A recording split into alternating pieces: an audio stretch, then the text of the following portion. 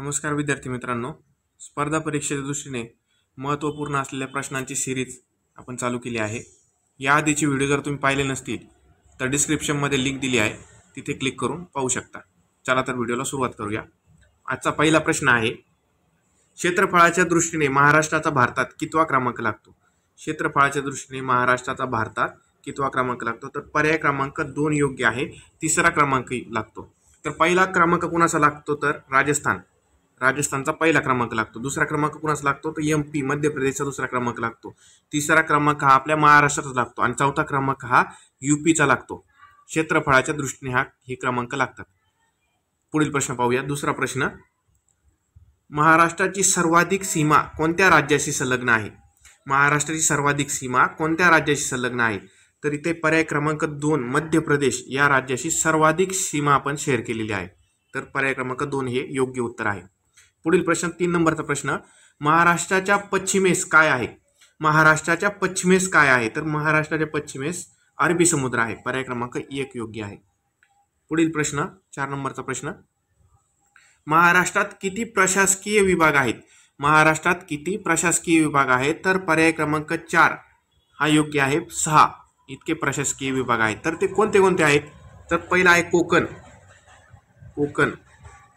कोकण नंतर आहे नाशिक, त्यानंतर आहे पुणे, नंतर आहे औरंगाबाद म्हणजे संभाजीनगर, छत्रपती संभाजीनगर, त्यानंतर आहे अमरावती नंतर आहे नागपूर। अशी 6 प्रशासकीय विभाग आहेत। पाचवा प्रश्न, महाराष्ट्राला किती किलोमीटर लांबीचा समुद्र किनारा लाभला आहे? महाराष्ट्राला किती किलोमीटर लांबीचा समुद्र किनारा लाभला आहे? तर पर्याय क्रमांक 1 योग्य आहे, 720 किलोमीटर लांबीचा समुद्र किनारा लाभला आहे। पुढील प्रश्न, महाराष्ट्राचे क्षेत्रफळ किती चौरस किलोमीटर आहे?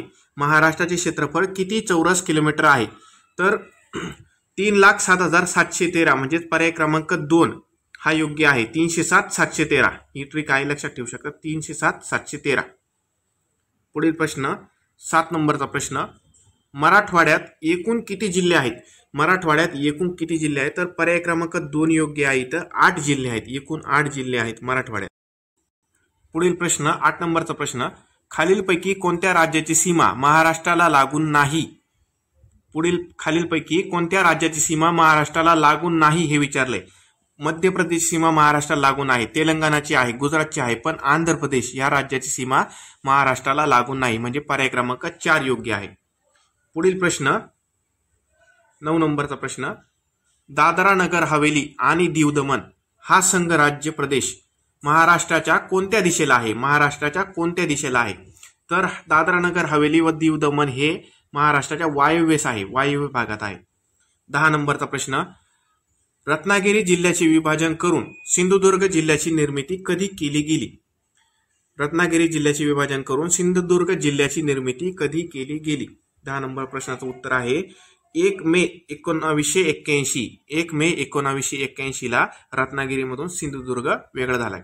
11 नंबरचा प्रश्न, रायगड जिल्ह्याचे पूर्वीचे नाव काय होते? रायगड जिल्ह्याचे पूर्वीचे नाव काय होते? तर पर्याय क्रमांक 3 योग्य आहे, कुलाबा हे रायगड जिल्ह्याचे पूर्वीचे नाव होते। 12 नंबरचा प्रश्न, महाराष्ट्रात सर्वात कमी जिल्हे या प्रादेशिक विभागात आहेत।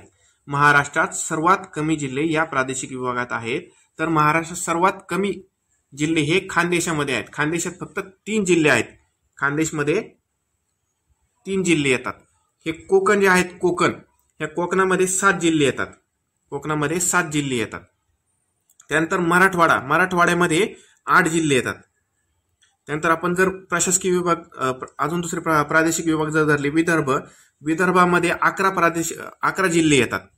त्यानंतर पश्चिम महाराष्ट्रामध्ये 7 जिल्हे येतात। 13 नंबरचा प्रश्न, पुढील प्रश्न आपला, महाराष्ट्रात या जिल्ह्यात एकही तालुका नाही। महाराष्ट्रात या जिल्ह्यात एकही तालुका नाही, असं कोणता जिल्हा आहे? तर मुंबई शहर यामध्ये एकही तालुका नाही। हे मुंबई उपनगर जे आहे यामध्ये 3 तालुके आहेत। मुंबई उपनगरमध्ये 3 तालुके आहेत, अंधेरी, बोरिवली आणि कुर्ला हे 3 तालुके आहेत। ह्या धुळ्यामध्ये 4 तालुके आहेत आणि हिंगोलीमध्ये 5 तालुके आहेत। मुंबई उपनगरमध्ये 3 तालुके, धुळ्यामध्ये 4 तालुके, हिंगोलीमध्ये 5 तालुके आणि मुंबई शहरमध्ये एकही तालुका नाही. 14 नंबरचा प्रश्न द्विभाषिक मुंबई राज्याची स्थापना केव्हा झाली? द्विभाषिक मुंबई राज्याची स्थापना केव्हा झाली? तर पर्याय क्रमांक 2 योग्य आहे. 1 नोव्हेंबर 1956. 1 नोव्हेंबर 1956 रोजी द्विभाषिक मुंबई राज्याची स्थापना झाली. 15 नंबरचा प्रश्न, महाराष्ट्राने भारताचे किती टक्के क्षेत्रफळ व्यापले आहे? महाराष्ट्राने भारताचे किती टक्के क्षेत्र व्यापले आहे? तर 9.36%. म्हणजे पर्याय क्रमांक 1 योग्य आहे. 9.36%. धन्यवाद मित्रांनो. आज इतकेच प्रश्न पाहूया. इतर प्रश्न आपण हे पुढील व्हिडिओमध्ये पाहूया. व्हिडिओ